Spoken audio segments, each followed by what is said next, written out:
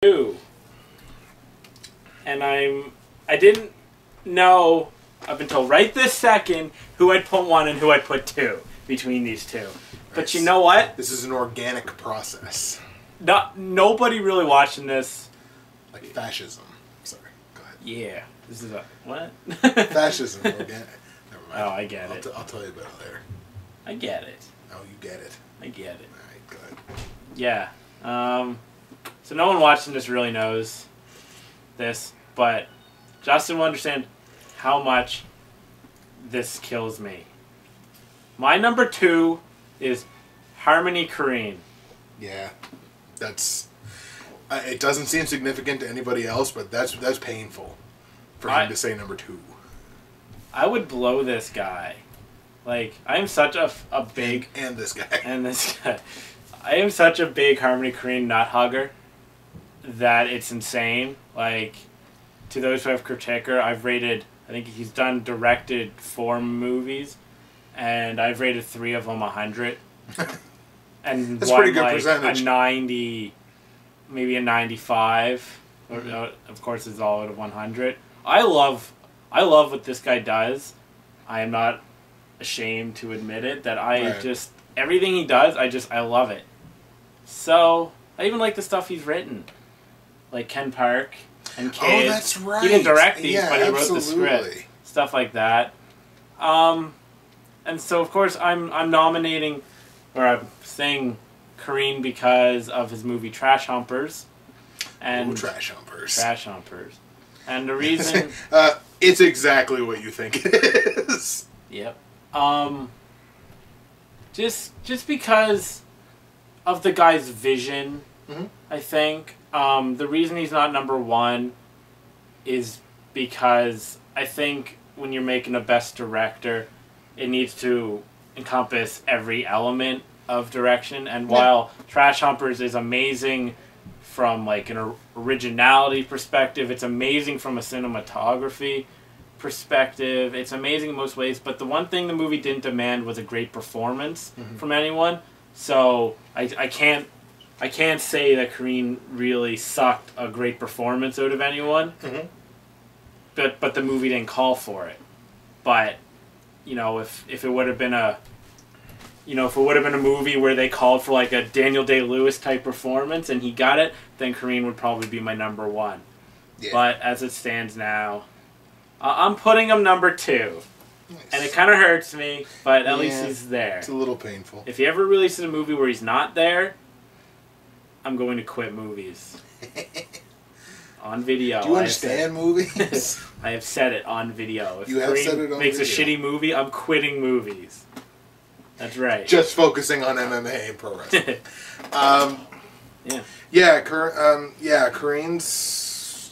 Korine's fantastic. I don't really think there's a whole lot else that I can say past what you've already said.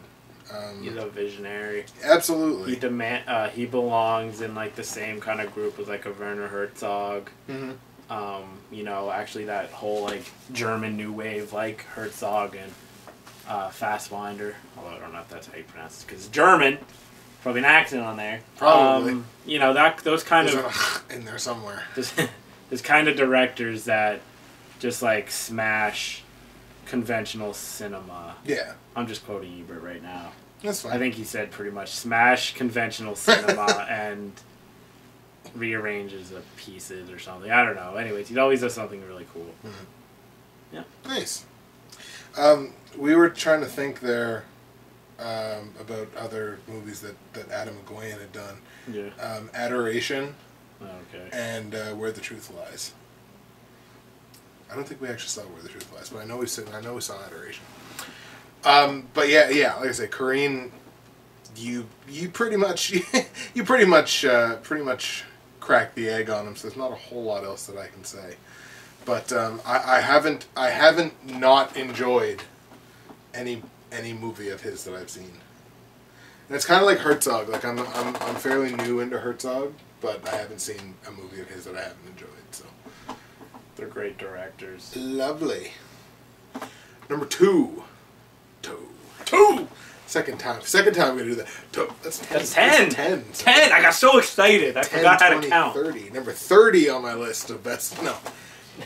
Number 2 on the year is going to be an award split, much like Christmas, by Joel and Ethan Coen. Have to split Christmas. Coen Brothers this year did True Grit.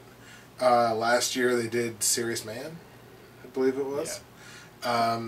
But yeah, so this year they did True Grit. And I mean, Coen Brothers can do no wrong. Well, not can do no wrong, but can mostly do no wrong. Because I mean, you had No Country for Old Men back in 2007, which they got endless supply of praise for, and every little bit of it I believe was deserved. Mm-hmm. But just for the absolute masterpiece that they made out of True Grit. Not to say it wasn't a great Western originally, because it is. It's great. It's a great John Wayne Western.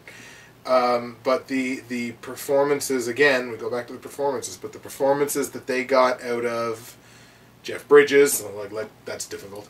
Yeah.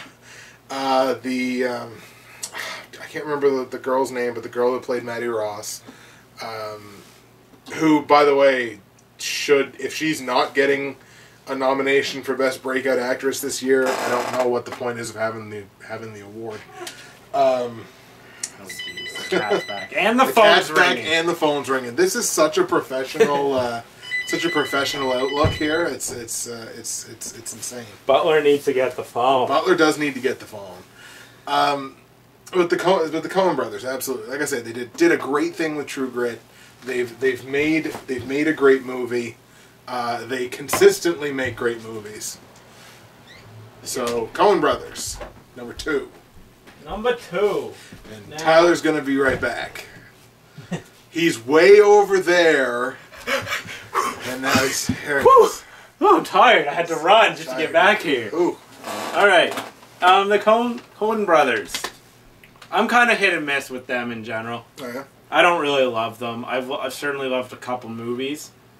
I didn't love Fargo, which is pretty much a blasphemy. I did love No Country. I love The Big Lebowski. I didn't like Burn After Reading that much. Oh, that's right. They did Burn After Reading, too. Yeah, I wasn't a huge fan of Burn After Reading either. Kind of iffy. Although I did like True Grit. They're good. I wouldn't put them, up top this year, but whatever.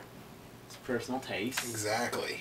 Even though you're wrong. Even though I'm wrong. But I do like True Grit. I liked it a lot. Not as much as him, apparently, but I liked it a lot. Yeah, so there you go. We'll get to talk about that a little bit later. The Coens seem to me like they're carving out a nice niche for themselves in their own right with these sort of western-y / the Coen, an action movie from the Coen Brothers. Basically, you kind of know what the feel's going to be.